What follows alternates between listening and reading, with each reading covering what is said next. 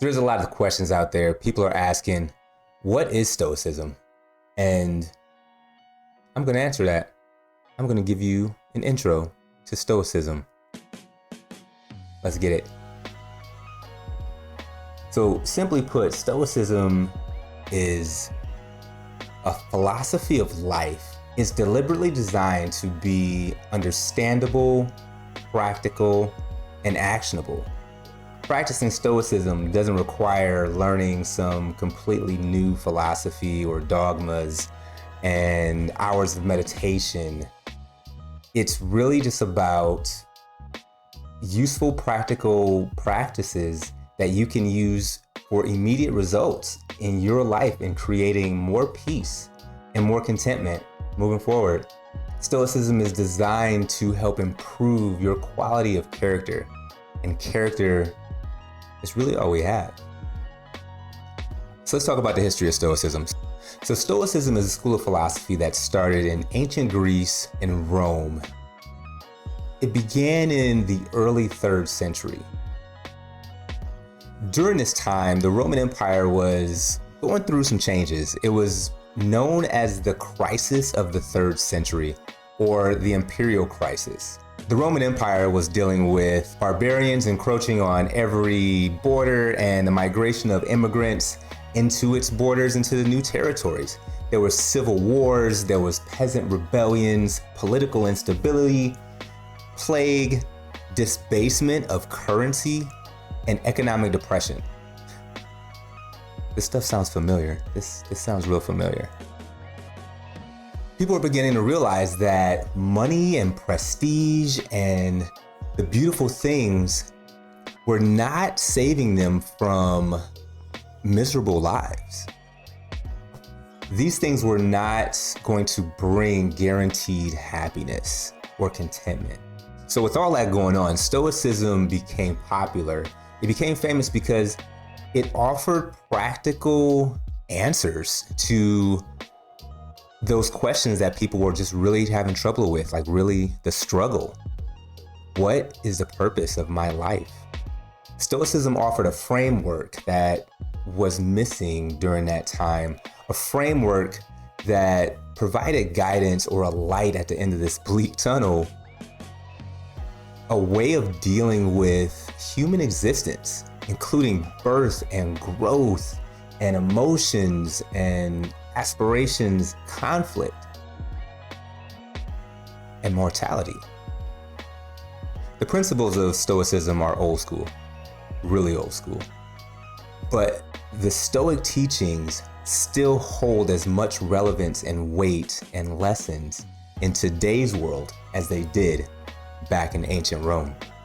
That's probably why we've seen so many great Stoics throughout time, like George Washington and Theodore Roosevelt, James Mattis, Arnold Schwarzenegger. Other Stoics are T-Pain, LL Cool J, Lupe Fiasco, Tom Hiddleston, J.K. Rowling, Tim Ferriss. The list goes on and on. There's so many. But with these Stoics throughout history that we know of, who were some of the originals? Who are the ones that we turn to now? The biggest one you probably know is Marcus Aurelius. He was head of the Roman Empire for 2 decades. During this time, Rome was the largest and most influential civilization the world had ever known.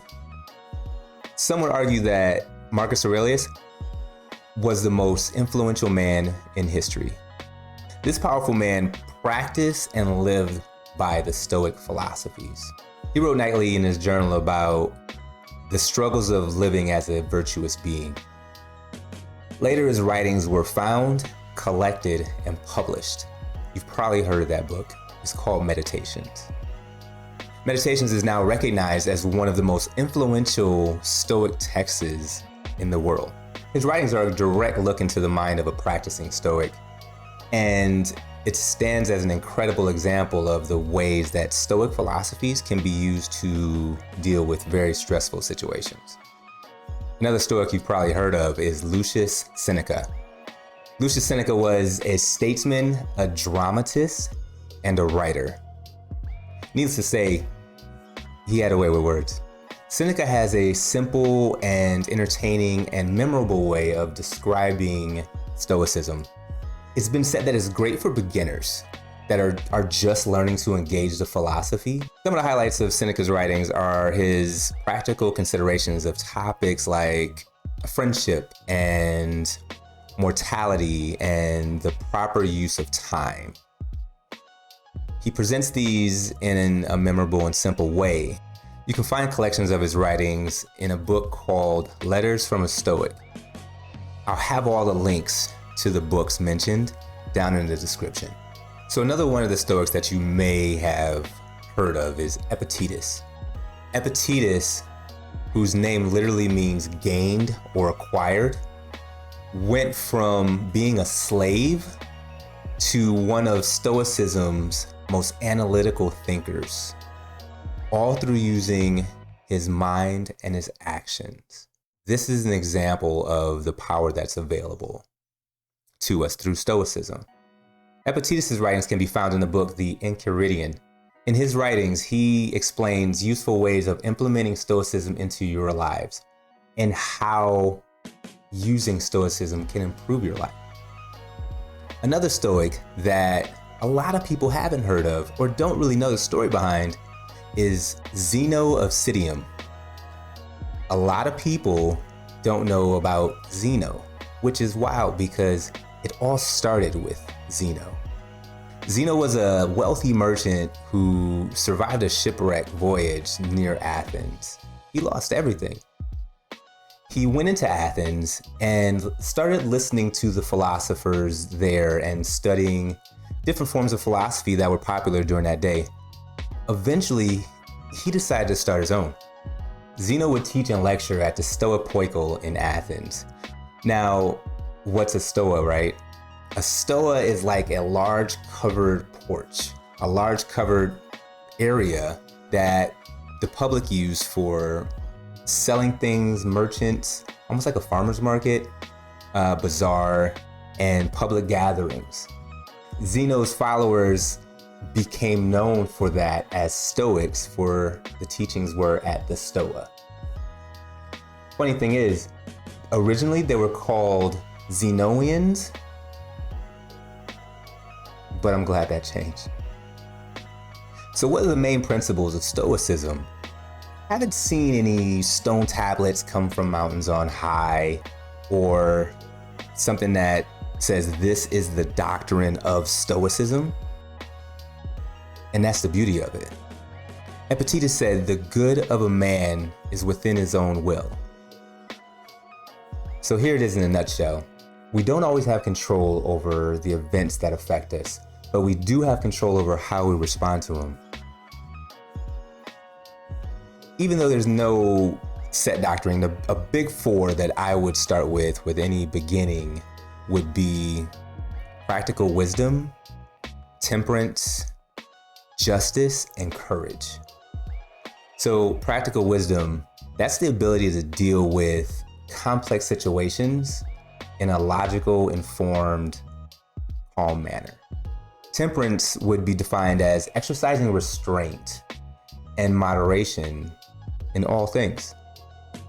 Justice is treating others with fairness despite if they've done wrong to us. And courage, and that goes to all situations from the extraordinary to the commonplace. Seneca has said that sometimes even to live is an act of courage. I could feel that. But here's the thing. Stoicism philosophy, the philosophy of Stoicism isn't so much about theories. It's more about action. So that's it. Marcus Aurelius said, stop arguing over what it is to be a good man and just be one. So let's get out here and do it. That's been your session. Noble out. Hey, if you found value in this, go ahead, click the like button and subscribe for more information on Stoicism and mental health and mental wellness coaching. Let me know in the comments how I did. All right. that's been your session. Also, all the links for all books that we talked about and more things on Stoicism can be found in the description as well. Click on those, and it helps the channel out perfect. It helps the channel out immensely. All right, thanks. Noble out.